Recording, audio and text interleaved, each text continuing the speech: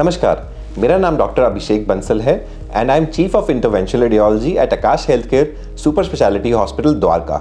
आज हम बात करने वाले एक बहुत कॉमन टॉपिक को जिसको हम नज़रअंदाज भी करते हैं, यानी कि पाँव की स्वेलिंग या फिर दर्द।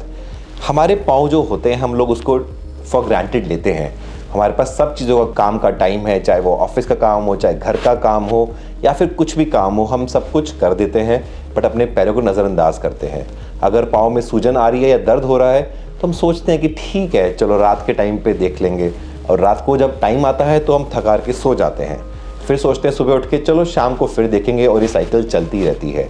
मैं आपको कुछ बताने वाला हूँ कि कैसे अर्ली वार्निंग साइन हो सकते हैं पाँव की सूजन और दर्द, जिसको हमें इग्नोर नहीं करना चाहिए।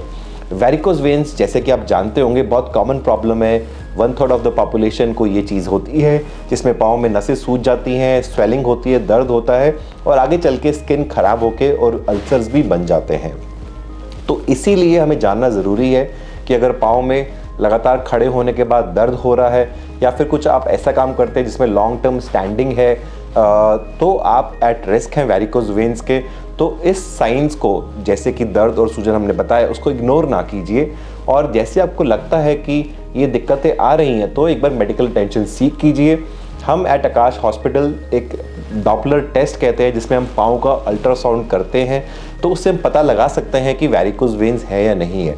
क्योंकि अगर हमने अर्ली स्टेज पे वेरिकोज वेन्स को पिकअप कर लिया तो उसके ट्रीटमेंट से ऑलमोस्ट पूरा क्योर हो जाता है, वर्सेस अगर इसको हम डिले करते हैं तो स्किन में चेंजेस आने शुरू हो जाते हैं या फिर अल्सर बन जाएगा, तब उस बीमारी को ठीक करना उतना ही मुश्किल हो जाता है। तो इसलिए आपने जाना कि कैसे एक बहुत ही सिंपल सा दिक्कत या फिर साइन जिसे हम बोलते हैं उसको नज़रअंदाज नहीं करना चाहिए, और एक मेडिकल अटेंशन टाइमली सीख करके आपको उसका ट्रीटमेंट कराना चाहिए। बिकॉज अगर पैर है तो सब कुछ है। Thank you.